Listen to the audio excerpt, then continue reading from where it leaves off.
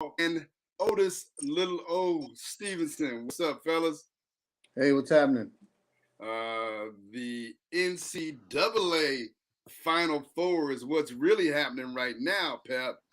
As far as my feed goes, it's 28-22 North Carolina with 4:40 left to go in the half.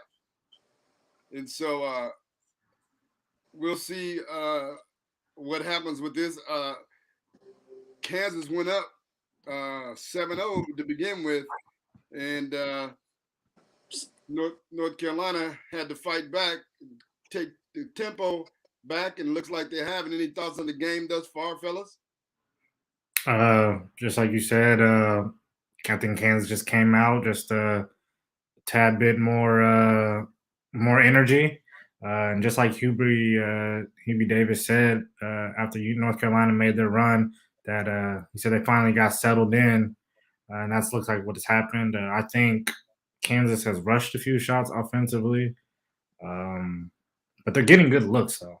Like they're getting good looks after looks, and we just saw another turnover. But to get into the basket, I think they need to stay on their game plan, get back. Right now, North Carolina is killing Kansas in the transition.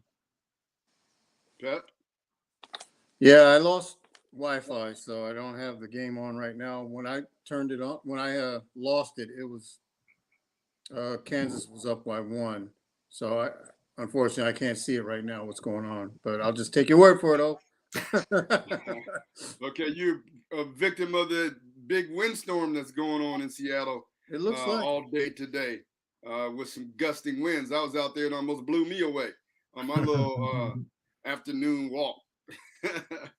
I was like, man, I left my house, the sun was shining, and by the time I got back, I was in a torrential rainstorm. I was like, man, what the heck? Seattle's the only city where you can see all four seasons. All 4 seasons in a day. Yeah, and Denver as well, though. Yeah, I was gonna say Denver too. Okay. That happened to me in Denver, so I know for a fact. As far as the NCAA championship game goes, I think that the X factor in the game to me is Brady Manick. I like Brady Manick. 6'9", shoot the heck out of the ball, can rebound, and he got smacked in his face early in the game, and I think that was a attention getter for him, and he's been balling since. The 3-ball is key. He's made his threes, and Kansas basically has not, which is, to me, the difference in the game.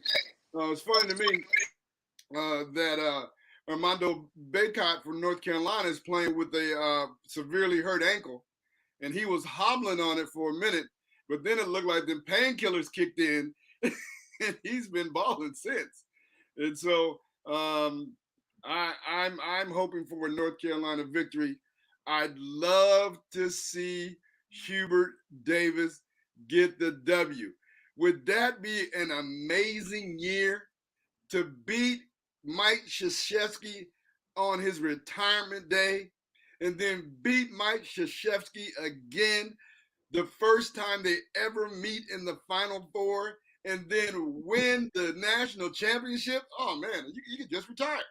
And let's not forget, North Carolina was kind of getting rubbed to start ACC regular season. Before they got blown out by Kentucky, then they go in, they get blown out by, I think, Wake Forest. So they started out really slow to this regular season.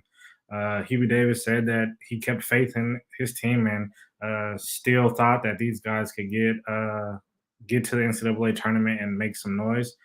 But that Duke game, the first Coach K retirement party, they were playing well before that, but you can just see a different twitch in their eye ever since that game for sure.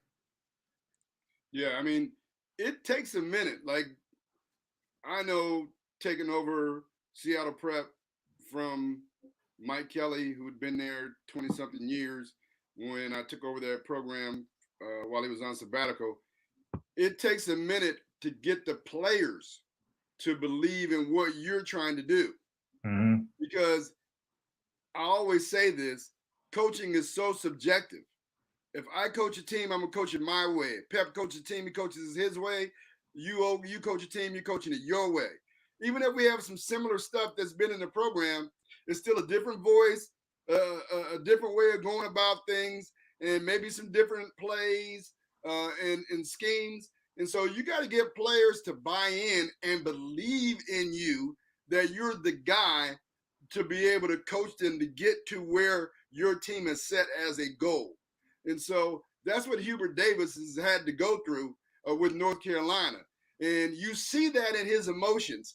And after they made the Final Four, he was in tears and he was pointing, not me, it's these guys right here. It's these guys that believed in me. And then you could see all those North Carolina dudes behind him celebrating with him, rubbing him on his head and doing all that kind of stuff that as a coach you just love. Because now you know that your players trust you and they believe in you, and now you can just go in and battle together. Definitely. And, you're right. You hit it right on the nail. You're talking about North Carolina team that has been with one head coach for over 20 years, and now having to move on to a different coach, new system, even though he did underway William. It's like you say, it's just an adjustment. We got feedback on you now, for some reason. What about now? Right, we're good now. Okay. Yeah, you're right. It's just an adjustment period that you have to make in between coaches. And like I said, they're where they're at now. And then, Kansas, this is a team that I feel like every year has always had a chance of making a tournament run and has always fell short.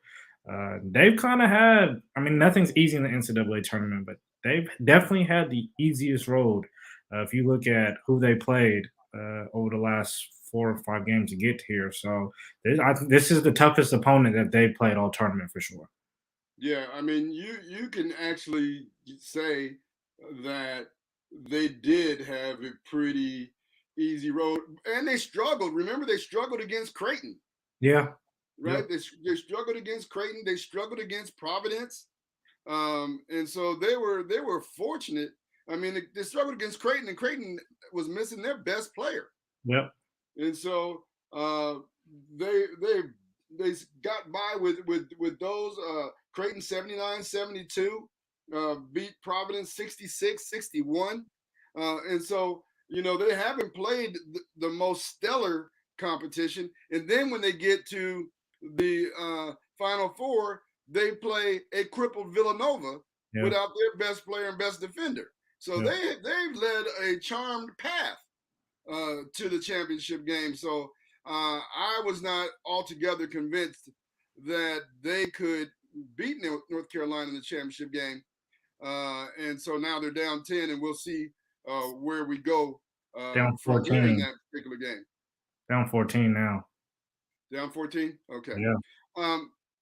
You guys have any closing thoughts on the North Carolina Duke game, the biggest game of the year? Yeah, it was a really fun game to watch. I just think what has always kind of been the Duke's Achilles heel, number one, was getting consecutive stops. They just could not do it against North Carolina. And then when they did, Baycott was there to clean up everything on offensive glass. And then, I just thought, me personally, I thought Paolo had a mismatch all game with having Manic guarding him. I would have liked to see him get the ball in the post. I think too much. Yeah, I hear it now. I hear it. But every time he got the ball in the post, he got a bucket. Yeah, but it's funny that it's been that way with Paolo in his career. I remember we played them in state semifinals, not semifinals, state quarterfinals, and he had 0 points at halftime because he was outside shooting threes. And I was the other assistant coach, John Humphrey, and I were talking about it at halftime. I'm like, well, if this dude decides to go inside, we're gonna have problems. Yeah. And so we ended up going inside the second half and scoring 25, and we lost to them in overtime. So I was waiting for them to make that adjustment too, and they didn't. And so I also felt Duke's problem was the lack of a dude like Brady Manick. They do not have a knockdown shooter. Like, who were they going to go to in the clutch if it wasn't Paolo? Nobody. Well, Trevor Kills got going early in the first half. AJ Griffin is supposed to be the knockdown shooter, but he's just strictly a shooter. So, it's kind I of hard haven't to get seen him it a all shot. season. I think he shot pretty well this I season. mean, I'm not talking about just shooting pretty well. I'm talking about a dude that you can go to in the game. Yeah, if you're talking about just a score, yeah, there hasn't really been a consistent guy who can just go get a bucket on his team. Like you would have thought it would have been guys like Wendell Moore, who's been there for a few years. Jeremy Roach tried to get going. That guy, he was just getting to the basket and just throwing things up. But like I said, Trevor Kills got going early, but in the second half, he kind of just veered off. But you're right. Nobody else could really get going in that second half. And if you haven't, and Paulo is not being super aggressive, who else is going to get shots? And that did hurt him, definitely. Presently, Kansas is standing on the verge of getting blown out. And it's about to be a 20-point lead in a minute if they don't score some points. Mr. Free throws is not going to help. Michael Carter says, what did Michael Carter say? I missed it. I think he said, I think he was saying that AJ Griffin didn't do much all tournament, which I don't think he did either. Yeah. So we'll see. This is turning into be a lackluster performance by the Kansas City, by the Kansas Jayhawks from Lawrence, Kansas, not Kansas City, Kansas. So I don't know what'll happen. I, for one, am not a Bill Self fan. I always felt that he was overrated, and coming out of ORU, Oral Roberts University, where he took a team to the dance a couple times. When you come out of a weak conference and you get to the dance and win a game or two, and people think you can coach. But I've thought he's had a whole lot of talent, and hasn't really done much with it to me. I was amazed to find out that this is Carolina's third championship game in the last six or 7 years. Yeah, they just won. What was that? 18 or 19, I believe they won. They're the new dynasty. They win this game, they're the new dynasty, right? I mean, in the sense of I always felt like North Carolina's been a blue blood school. I guess absolutely. But the talk the last few years has been about Gonzaga, yeah, and Duke, and I haven't had much conversation with people about North Carolina. No, I hear you, and I think it's funny. You talk about Gonzaga. I mean, yeah, they win games, but you can't put a dynasty tag next to somebody if they're not winning championships. And then same with Duke. I mean, Duke has gotten recruits and they won games in the ACC, but they haven't won a championship. And then I think a lot of people thought the tables were going to turn towards Baylor, and then making their run, and people thought that they were going to make a deep run this year again. But you're right. I feel like North Carolina has always, for some reason, been like the little brother of Duke, number one, and then has always flown under the radar when it comes to, being these national powerhouse. I agree with you. The record, it shows in the national championships and the Final Fours and the Elite Eights and them winning. Like, that's what matters to me. Yeah, switching to the women's championship, shout out to Don Staley and the South Carolina Gamecocks for winning their second national championship, I think, in the last 3 years. Yes.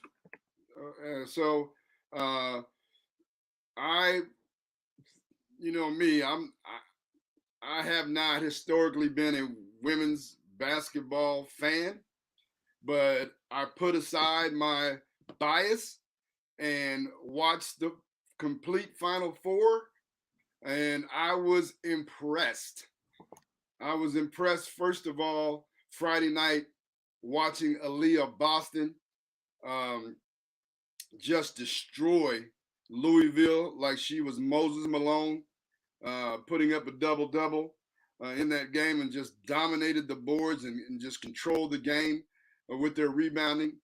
And then last night, watching Destiny Henderson control the game like I haven't seen a point guard control the game since like Steve Nash. She just controlled the game and refused to let South Carolina lose. And every time they made a run, she thwarted UConn's run. Thoughts on that game, gentlemen? Pep, you got thoughts? You got to unmute yourself. It doesn't say he's muted. I don't hear you. Your lips is moving. Ain't no sound coming out. I definitely want to give a shout out to Dawn Staley. What she has done over there at South Carolina, especially over the last 7-8 years, has been amazing. Turning that team around. I think she got the job in 2008. But also, too, this is the first time Gino Auriemma has lost in the national championship. I think he was like 11-0, 12-0, something like that. Yeah, that's crazy. I did not know that. That's a stat right there. To be able to dethrone him and UConn girls, I think this was actually like a really fun year for women's basketball, all the way from WNBA to college basketball. I think they've gotten the attention of a lot of basketball people, who actually really watch basketball. They're starting to garner attention that these girls can really hoop. Like, they can play basketball. So hopefully this momentum keeps going into the WNBA season coming up. Like I said, once again, congratulations to Dawn Staley and the South Carolina girls. Like you said, they pretty much controlled the game from tip. Every time UConn made a run, they were able to withstand it, get it back to double digits. They're a really good team. South Carolina women. What I said, man. It was like they in high school. Oh. My bad. What was priceless, I don't know if you all saw this. At the beginning of the game, when South Carolina just came out and mollywopped them from the beginning and went on that run, did you see Gino Auriemma's face? No, I didn't. Like he didn't know what had happened. It was like whap, whap, whap, whap, whap, and they was down double figures just like that. And he was like, what in the entire hell is going on right here? I felt like he just stopped coaching for a minute. He had to regroup. He's like, y'all gonna do me like that? I ain't never experienced nothing like this right here. I'm supposed to just walk into the game and win. Shout out, though, too, to Paige Beckers. Paige Beckers from UConn is a baller. Hooper. I mean, Destiny Henderson D'd her up and made her work for everything she got. But she was still balling. And she was like the only thing UConn had. Everybody else kind of shrunk in that moment last night from UConn. But Paige Beckers, she was getting it. Like, I know Pep had said last week that he thought that Haley Van Lith of Louisville was overrated. And she looked overrated because she got locked down too in the Final Four semis versus South Carolina. And I don't even know she scored. I think she scored 2 points in the first half. They had her on lock. And so shout out to South Carolina, man. They came in and they did work. And shout out to women's basketball and the skill level that you all have raised and makes it so that I can watch the game. Before it was just a whole lot of fouling and foolishness going on. And now there's some skilled basketball, some skilled basketball players. And I think maybe women may shoot the ball better than men. If you leave a woman open in women's basketball, so I don't know. I got a big prop for women's basketball right now. And so I might even go to a Storm game, Pat. I might even. We really want to go to NFL Pep Talk right now. Have you resolved your issues, Pep? Can you unmute Pep? He's unmuted now. Yeah. And I still don't hear you. Daniel, what is going on with the Pepster? We need to go to NFL Pep Talk. Well, while we figure it out, let's go to the NBA. Yeah, we're down to the last week before the play-in starts next week, and I'm pretty sure nobody would have ever thought that going into the play-in that the Brooklyn Nets would have solidified that they are not going to be in the playoffs, but they are going to be in the play-in, and that the Lakers, with 1 week left, would be outside of the whole playoffs looking in. It's really been crazy for a lot of. I mean, a lot of people say injuries are to do with, but definitely these two rosters. Uh, in my opinion, injuries are been across the board. This is why you build a team and not just build teams just with star players.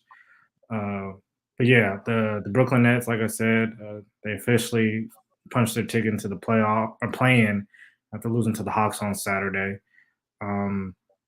All 10 teams, though, from number 1 seed to the 10 seed are locked in. The Knicks were the last team to be ruled out of the playoffs. A very disappointing season for them after they lost in the first round in the playoffs last year. Tom Thibodeau won Coach of the Year, so you thought that they were moving in the right direction.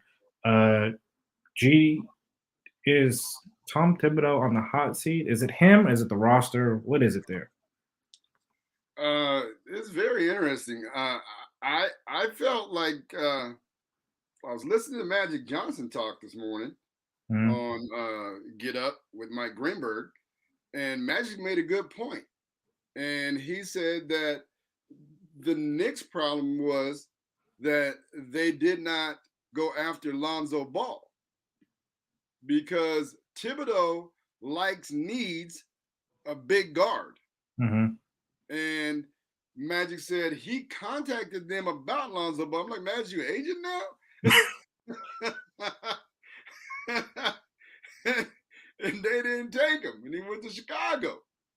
But that could have been a solution to their problems because they definitely don't have a stellar guard on their roster, and not a guard that's in the mode of what Tom Thibodeau needs. And I mean, that's why, think about it. When Thibodeau was the most successful, who was his primary ball handler and guard? Derrick Rose. Elite Derrick Rose, a small guard. I wouldn't consider him small because in body wise, he's actually a pretty stocky guard. He's a big tough guard. Yeah. Right. Offensively and defensively, he attacks you, runs the show, plays defense in his prime. Right. And so that's what they needed. But I'm gonna be honest, I never believed really in the Knicks and the roster that they had. Like, come on, man. No, I agree with you on that part. Definitely. I just didn't. I mean, their roster is not top 10 in the East, and so I think that they are where they should be. I thought they overachieved. Yeah. Kind of saw it in the playoffs that they overachieved. Yeah. So I don't know. I think that they had a good time last year. Now they're back to their normal ways. Yeah, I definitely agree with you on the roster. I never really cared for that roster makeup. And I thought that they didn't really do that well of a job of fixing what needed to be fixed on that roster, which was shooting, spreading the floor, getting a point guard. As first as we all kind of agree that Kemba was a solid pickup, but then you start to think about Tom Thibodeau and what he wants, what his mindset is. Kemba wasn't his type of guard. No, not at all. And so you see that play out in sports, and it's kind of magnified in basketball because basketball is a more intimate sport than any other sport. When you have a front office that acquires players that are not conducive to the philosophy of the head coach. Mm-hmm. And so now you got a problem. And so, and then the head coach becomes the scapegoat. So let's go to my team and further examine and magnify that, Mm-hmm. where you have, shoot, how come I never can remember his name? Russell Westbrook? No, I'm talking about the coach for the Lakers. Oh, Now Frank you Vogel. hold Frank Vogel. Frank Vogel. I get put on the spot, man. I start to choke. Frank Vogel. Anyway, Frank Vogel. anyway, Rob Pelinka has put together a terrible squad Yep. for the Lakers, but it is Frank Vogel, the Lakers head coach, that's going to be the scapegoat. Yeah. He's going to end up getting fired for the roster that Rob Pelinka put together. Mm-hmm. Like Magic said again this morning, Magic playing GM. He said he wanted them to get DeMar DeRozan. He called DeMar DeRozan, and DeMar DeRozan said he wanted to go to the Lakers. He called Buddy Hield, and he said the Lakers could have got DeRozan and Buddy Hield instead of Westbrook. But LeBron wanted Westbrook, and he said he called LeBron, and LeBron wanted Westbrook. So they got Westbrook, but that was not the big issue. The big issue was they could have got DeRozan and kept CP3, Kentavious Caldwell-Pope, and they could have kept what's his name that went to the Bulls? Help me out. Oh, Alex Caruso. Huh? Alex Caruso. And they could have kept Alex Caruso and CP3, who were the cornerstones of their defense. And if you watch them play now, they are defenseless in Los Angeles and probably the worst defensive team in the league. Yeah.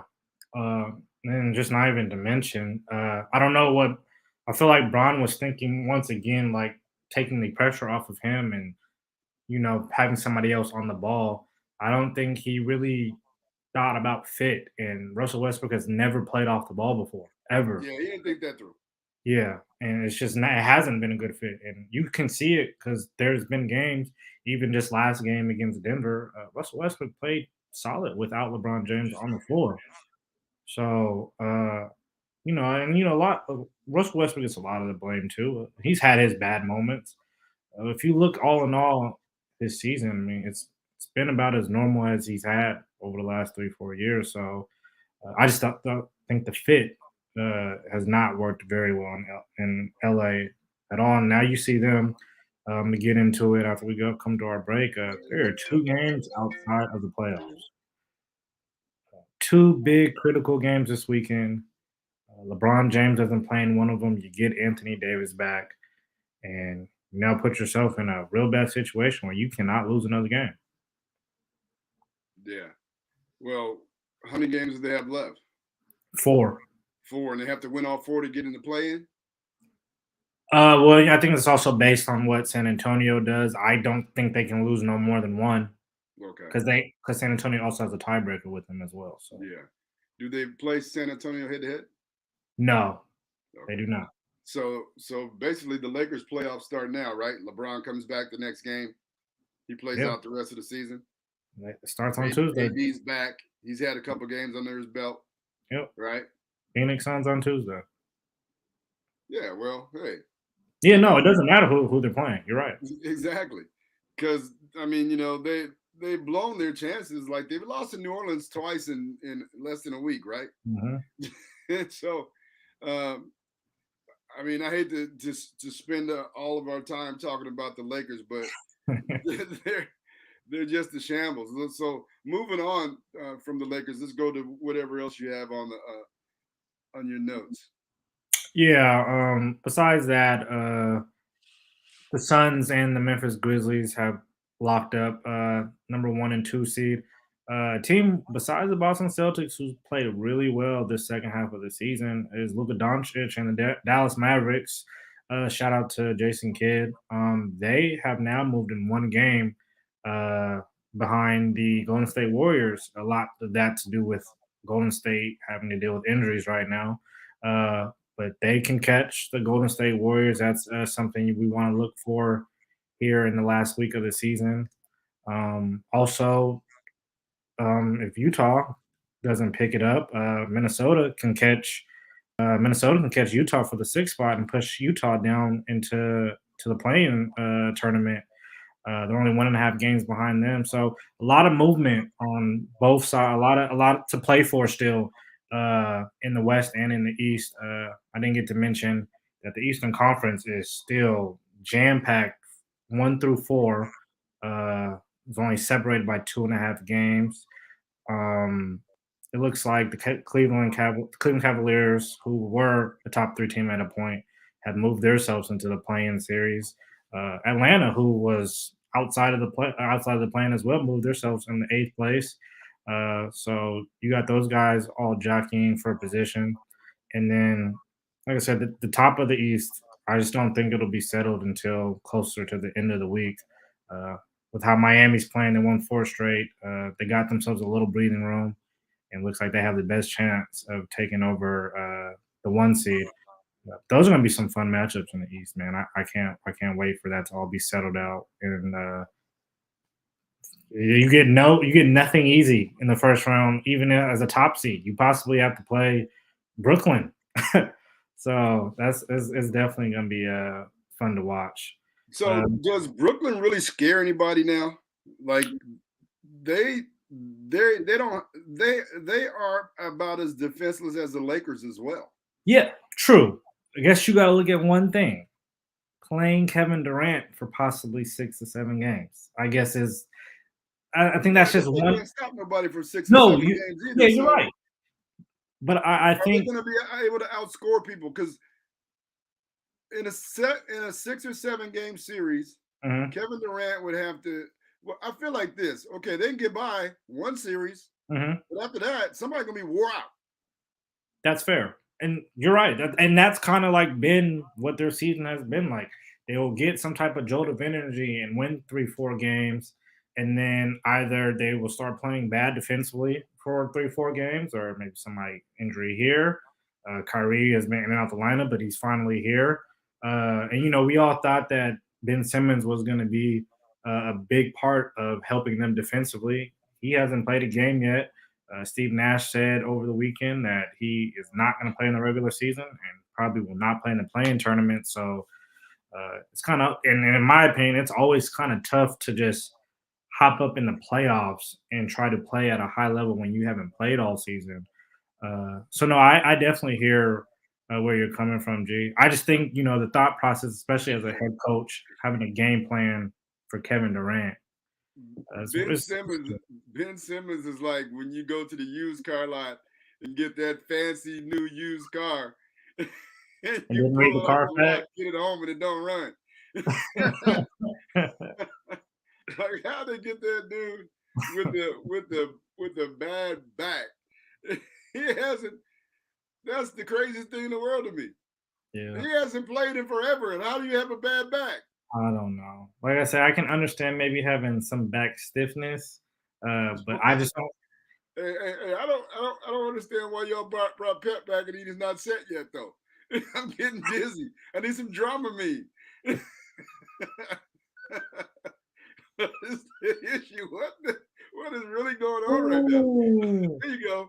There you go. Steady as she goes, Pep. Steady as she goes. Can we hear you now? Oh, your lips are still moving and nothing's coming out. Oh, my goodness. Today's not a good day for the Pepster. I feel for you, home team. Hey, technical difficulties happen, especially on days when you have a real bad windstorm. I heard that the windstorm knocked out the pier and maybe damaged some ferries on the Bremerton Run. So it's pretty hectic out there in the Seattle area. This weather across the country, global warming is real. That's all I got to say. Anyway, so the Brooklyn Nets, I don't know. I like to see it. Oh, you know what I want to talk about? We missed it last week. What about what went down in Miami? Oh, the spill between Eric Spoelstra and Jimmy Butler? Yeah. Uh, You gonna fight the coach? yeah, I tried to. He's about to go spree roll on him. Well, see, I try to. I mean, I just didn't put much into it because just the personality of both of those guys. Both of those guys are competitors on the court. And I didn't really see if you watch it. It looked like Eric Spoelstra was more the aggressor than Jimmy Butler was. He was like, "You gonna fight me? You Yeah, gonna fight me?" exactly. It looked like there was some type of mishap on the court, and I just think in the midst of a close game, Eric Spoelstra got into Jimmy Butler. But I love that though. Yeah. I love that, and I know Jimmy Butler after the game was able to reciprocate it. They was able to hug that out, go to dinner. Seeing Udonis Haslem in the scuffle, man. Seeing him play his role, man. That's what Didn't you it have love something to about do this with him to game. begin with? What'd you say? Didn't it have something to do with Haslam to begin with? I don't know. I'm not for sure, I thought it started with him. but I know he was in It it. started with him and Jimmy Butler, and then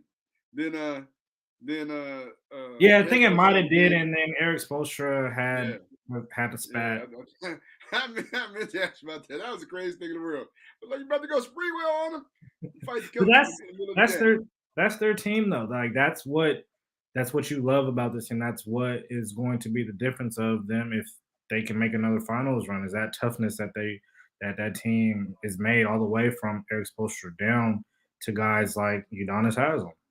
They're gonna need that in the playoffs. That's what they lacked when they played Milwaukee last year in the playoffs. They got thrown around, got out toughed.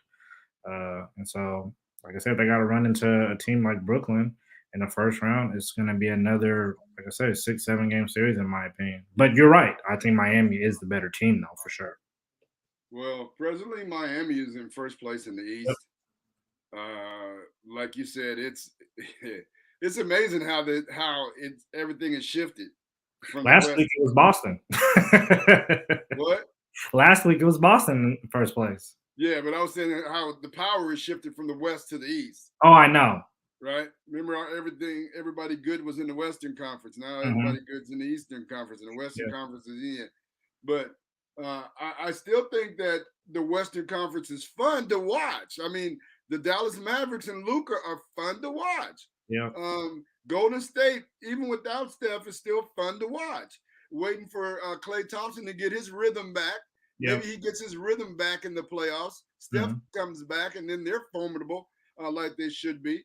Did you happen to catch or who posted it? Somebody posted in the LidLine Sports group the interview where Draymond was interviewing Joel Embiid.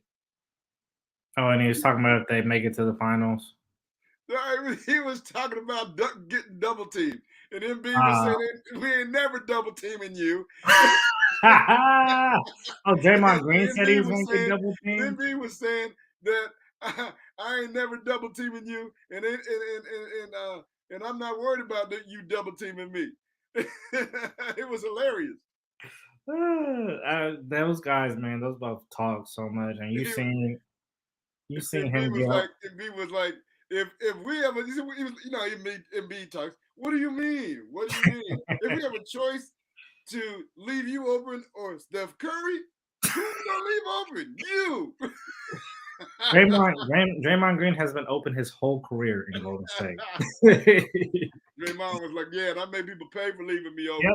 Yep. And he got paid for being left open. So hey.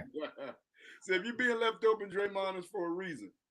And then I mean, we've talked about it, but I mean, to see what this young Memphis Grizzlies team is doing without even John Morant on the floor.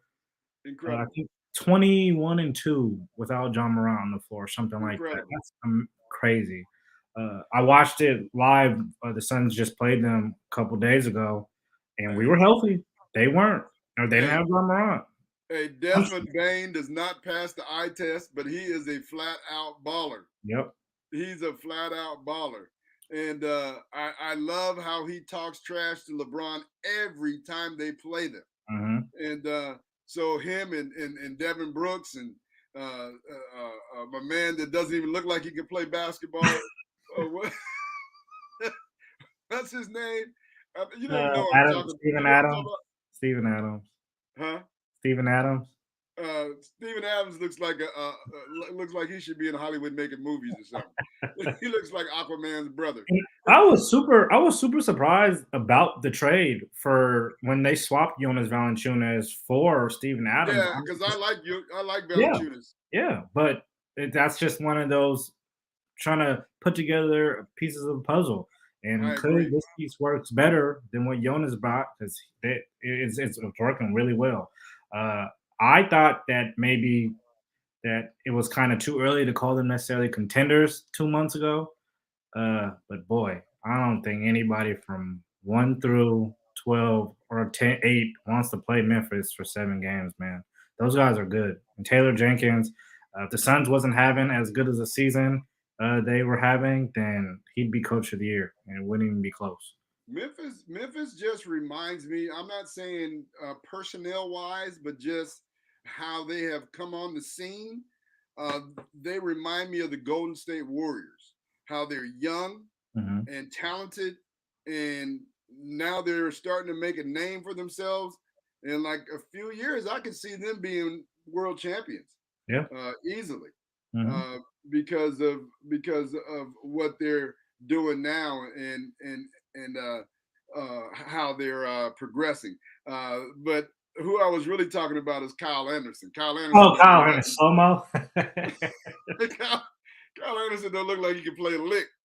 Now, I don't know if you watched him in high school. He plays the exact same way, though. Yeah, Slow as yeah. dirt. Like, oh my goodness. It's annoying to watch. Because you're right. It doesn't look like the boy can hoop, but he's skilled. Yeah, he is. He is. But he just, like I said, you look at him like, y'all know that dude can't play. He's going at you. He's going at you. So, yeah, but I'm interested now. I was really the first half of the season I thought the NBA was trash. Yeah. But I think I watched Milwaukee versus somebody last week. It was such a great game.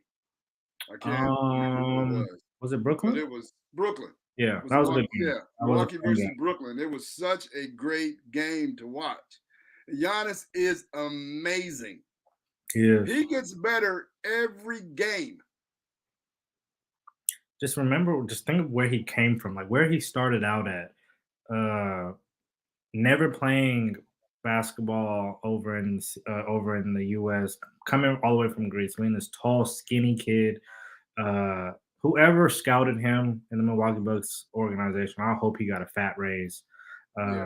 Nobody expected this guy to be MVP candidate every year, leading Milwaukee to championship, and also arguably being the best player in the NBA. Yeah, you've got to love Giannis's youthful enthusiasm as well. Yep, that too. You know what I mean? He is such a dedicated, hard-working dude. He wants to be great.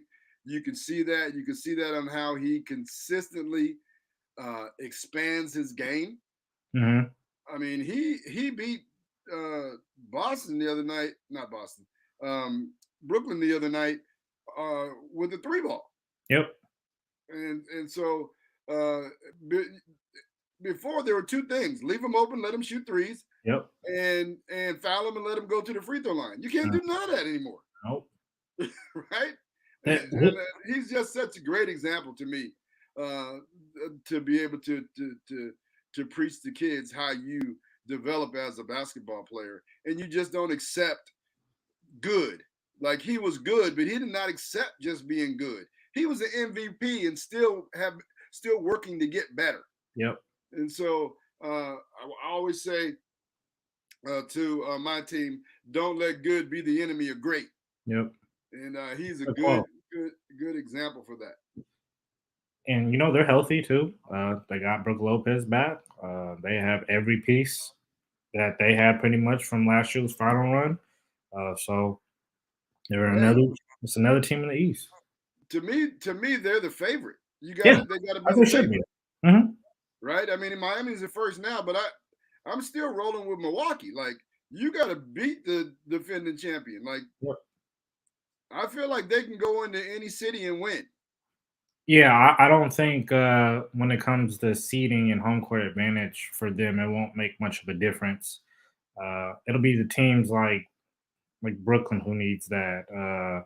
Philly, I think, needs that. I mean, we can go segue right into them. They have just been so up and down since getting James Harden. But I'm just not surprised by that. That's just what comes with the territory of having a player like James Harden. He plays well 4 or 5 games. He shoots terrible 4 or 5 games. And I like that Doc Rivers called him out a few games ago. So that's just another team. Everybody likes their roster makeup. I do too, but there's just so many questions. What's Tobias going to do in the playoffs? Yeah. What's James Harden going to do in the playoffs? Yeah. What else you got left? I just wanted to note out, like I said, the NBA playing will start April 12th. That's next Tuesday. We'll definitely be breaking that down on Monday.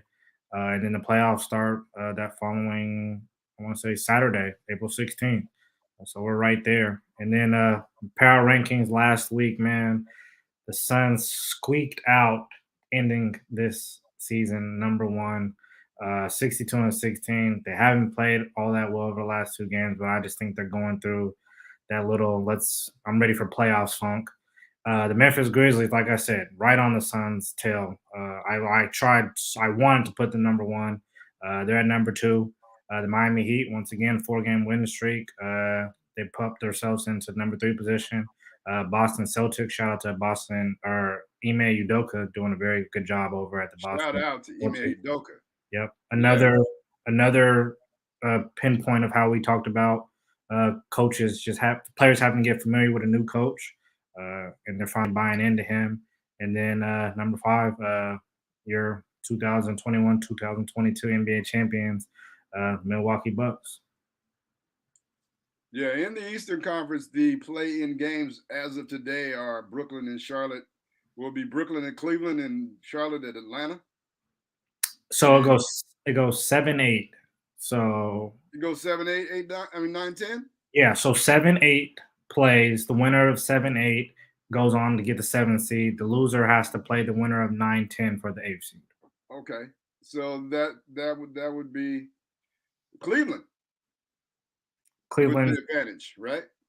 Are they the 7th seed? Yeah. Yeah, so they just have to. If this stands how it is now, they would just have to win one.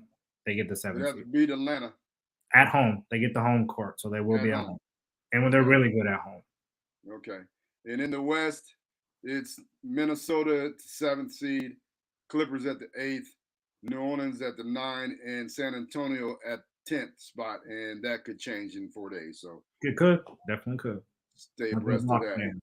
Unfortunately, we could not get Pep on tonight, but I don't want his work to go to waste. So we'll go through Pep's notes and talk about what he had in NFL Pep Talk. Last week, the NFL announced new overtime rules for postseason to ensure both teams have the opportunity to have the ball, except if the defense records a safety or a touchdown on a turnover. So if the defense scores any kind of way, game over. Okay.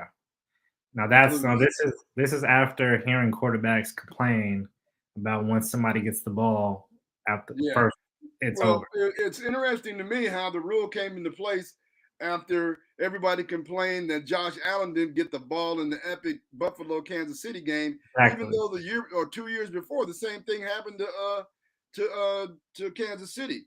Exactly. And no change was made then. Yep. But now they want to make the rule change because it happened to Josh Allen or whatever. So anyway, the rule does not apply to overtime, does not apply to regulation. The regular rules with the coin toss, and if you score a touchdown, you win. If you don't, the other team gets the ball, and whoever scores first wins the game. So that new rule is for the playoffs. For the playoffs only. Okay. Got you. Playoffs only. Got you. Okay. I don't know if I like it or not. As reported last week, the NFL announced that all 32 teams must have a minority coach or a woman on its offensive staff.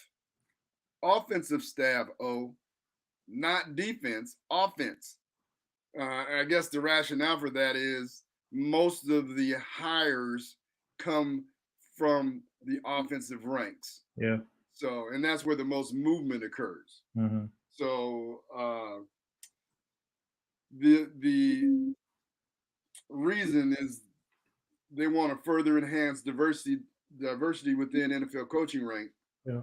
It differs from the original Rooney Rule, in which teams looking to hire new coaches in managing positions must interview minority candidates since the rule became in effect in 2003.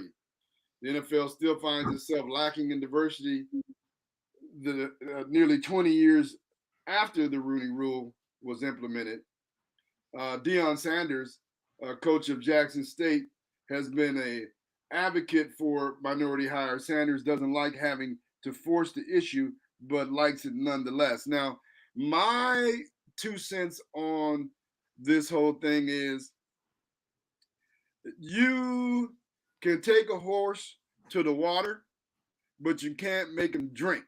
Yeah. And they got all these rules in place for there to be some type of equity in hiring, but unless NFL owners actually want to hire people, they're going to skirt around the rules some kind of way and not get it done. And so I've heard people complain about the rule, saying why is it now these hires now, they're not talking about hiring people with experience. They're talking about these are first-time hires to get them into the NFL to study how those coaches work and operate and the procedures, policies, work ethic, whatever. And in hopes that them being around having minorities or women in the organizations, right? Those organizations who are more apt to hire from within would promote from within, would promote those players because they're there. Okay. And that is a way to get more minorities in NFL organizations, right? And I hate to use the word minority, but people of color and women. And so I don't know how effective the rule will be. I still feel like you still have to have people that will be like Bruce Arians, the former Arizona Cardinal coach, former Tampa Bay coach, who last week resigned, and then they promoted their black defensive coordinator, Ted Bowles, to the head coaching job for the Tampa Bay Buccaneers. Now, Bruce Arians has been a pioneer in hiring people of color and women. As a matter of fact, if you looked at his Super Bowl staff, all of his coordinators were black. Yep. He was the first one to hire a woman football coach, and so they had more people like that who wanted to hire qualified black people on purpose, right? That would help solve the problem. So heretofore, it's basically been Pittsburgh's coach Mike Tomlin and Bruce Arians. Yeah. And I don't know of any other organizations that have had a black offensive coordinator and a black defensive coordinator. I don't know. And so, or a black head coach and a black offensive defensive coordinator. I think this is the first time that's happened with this year's Tampa Bay Buccaneers squad. Any thoughts you have on that, O? I mean, you kind of hit it right on the head. And, oh, man. Pete Carroll actually said something along those words at a press conference, speaking about you can put in pretty much all these rules to get minorities in, but it's these owners that are going to have to realize that that it's okay to hire someone that doesn't look like you. He was very adamant on that. I think we've all agreed it's always started with ownership and the relationships that they've built with who they've hired or who they've been around, friends, all that type of stuff. And most of them, all the owners in the NFL, I think, are older white men. So I do kind of have a sense of the role, though. Just like you said, usually head coaches or usually coaches that get hired come from the offensive side of the ball. So getting them in the door, getting them around owners, building relationships, also doing their part, helping a team win games. Hopefully, it starts something. But like I said, and I think owners weren't even too happy about what Pete Carroll said. So that just already gives you you already feel the temperature in the room when you see owners not even feeling a coach even saying things like that. So like I said, I hope we start to go in different directions, but I don't see this happening anytime soon. Yeah, well, all you can do is try to Wow, put things in place to make it happen and hope that some conscientious people come along and actually do it. Kansas came back. We have a game. Yeah, well, yeah, it's 46-43, according to my feed, with 12 minutes and 41 seconds left. I hope Carolina doesn't choke, but we got a barn burner now, baby. Dang, we got a game. That's all I was hoping for after this show is over. I got at least something to tune into. So Well, I got my Sunday night shows to watch. Monday. I fooled around watching the Oscars last night. I mean, not the Oscars, the Grammys. Grammys. Leave the Door Open won Best Record of the Year and Best Song of the Year. So for those of you who don't know the difference, do you know the difference between Record of the Year and Song of the Year? No, what's the difference? Does it seem like there should be one? No, because ain't they both the same thing? I know. So for all y'all that don't know the difference between Song of the Year, leave the door open. You can leave the door open. Yeah, that joint. And then it won Song of the Year and Record of the Year. Song of the Year is the lyrics, and Record of the Year is the recording. Okay, Right? I got you. So it's how well the song was actually recorded. That's Record of the Year. Song of the Year is the lyrics and how the song was made. So it won both. It was the both of the best. It's kind of like best rap artist and best rap song. Got you. Or what is it? Is it best rap song, best rap artist, and best rap performance? That's what it is. Yes. So it's best rap artist, and then there's best rap performance, and that's the performance of the rap song. Rap song. Yep. Yeah. Got you. Right. All right. We're all out of time. I want to thank you all for hanging with me and Pep for not being able to get on tonight. I know you're frustrated, man. You look frustrated to all get out. And but technical difficulties happen in this world. Just know that we missed you, Pep, and we look forward to having you back next Monday night. And thank you all for watching. This whole hour has been Otis and me, LidLine Sports on Rainier Avenue Radio, Facebook Live, Twitter, YouTube, Twitch. And I want to give out a shout out to everybody who's watching on YouTube. A lot of people have been coming up to me telling me that I watched you on YouTube. So, hey, shout out to y'all watching on YouTube. And also our podcast platforms. We'll be back next week, God willing, that we don't get blown away, All right. We'll see y'all next week. I'll holler.